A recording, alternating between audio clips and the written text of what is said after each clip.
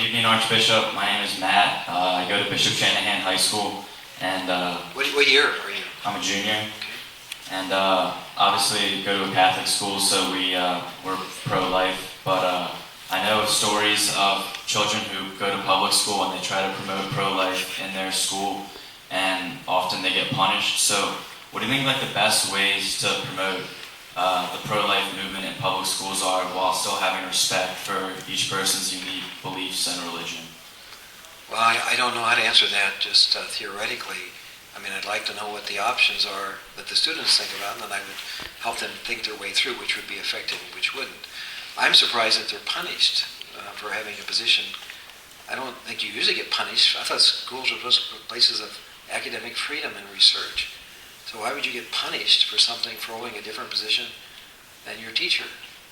And if you are, then you ought to tell your local pastor, you ought to tell your parents, and you ought to go to the school and speak up for your religious freedom. Because we believe in religious freedom. It's the first freedom of the United States. We have a freedom of religion.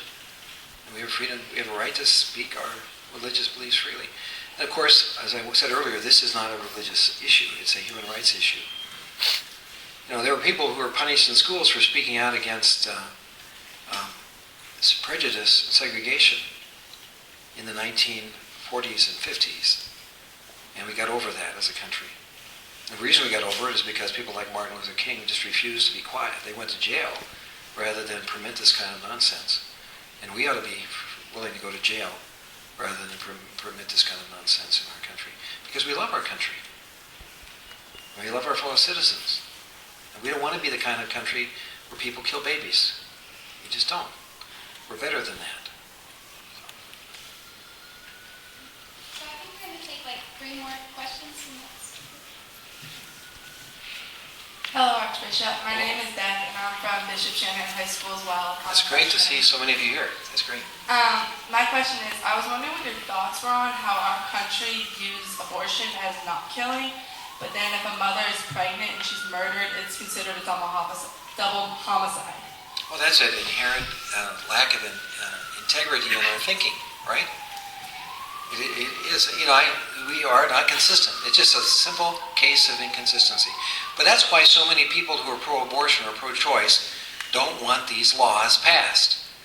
In Colorado, we couldn't pass a law that punished the mother, punished the person who killed the unborn child in the mother's womb, because the lobbyists on the other side knew that that the consequences of that would be an inconsistent kind of pro-abortion position or freedom for abortion position.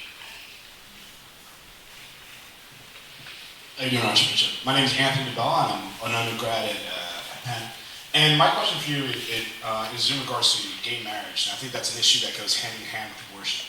And at Penn, I think it's probably one of the more difficult issues for students to discuss and to confront with other students. And one of the arguments that people who are proponents of gay marriage support is that it's a way in which people who would have abortions would be able to have their child and be able to have people to raise them. So I was wondering if you could address that. Well, you can raise children without being married. You can adopt children without being married. So the adoption of children by single people is an option in Pennsylvania and in most places in our country. So they don't need to be married to adopt a child. So it's a non-argument. I mean, it's an emotional argument, but it's a non-argument. I guess their argument would be that they would be able to go into a family that has, well, 2 providers, not just one. Well, friends can do that. We don't have to change the definition of marriage, and we shouldn't always change the definition of things in order to please everybody.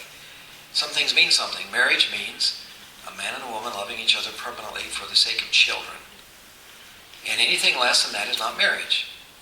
That's not attacking gay people, because it's not saying anything about their homosexual orientation.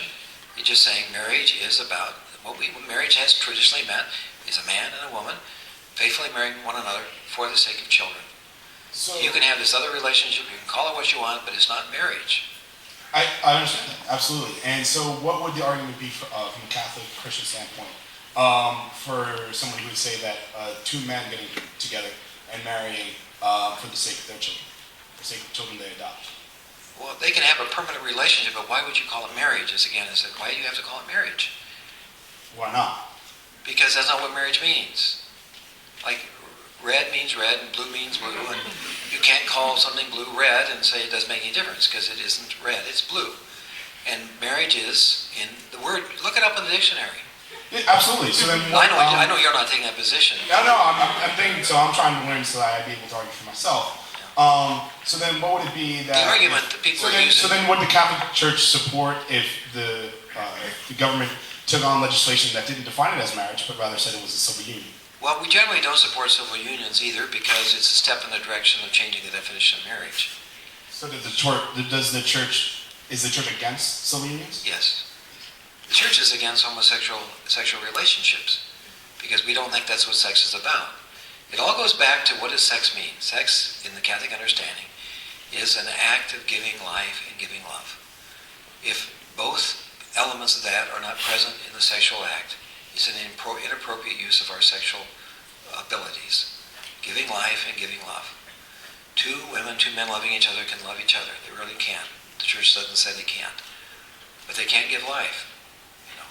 So sex is about giving life as well as giving love. Anytime love is absent, it's a sin. Anytime life is absent, it's a sin.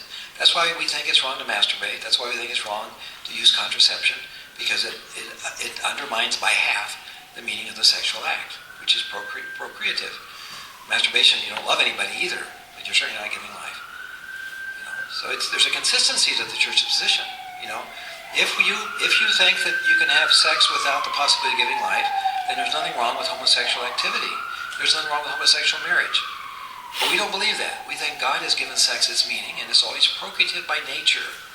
And any sexual act that's closed to procreativity is somehow a violation of what it means. For example, I don't think anybody here would favor bulimia. If you eat food, you should let it nourish you. You shouldn't just eat it for the taste and then vomit. That's a misuse of your body and of food. Well, contraceptive sex is bulimia, of sexual bulimia. You want the pleasure, but you don't want the meaning of the act. The church is amazingly consistent. Not in the way we live our lives, unfortunately. Sometimes we say one thing and don't do it. But in terms of the church's view of human dignity and the meaning of human sexuality and marriage and life, it's all part of this bigger picture. And I think we actually gave up on the traditional meaning of marriage when we gave in to contraception. The fruits of that are coming to be apparent here in the 21st century. That's pretty radical, isn't it? But the church is pretty radical. It means getting back to the basics. Radix means root. The root of things is the way God's made us.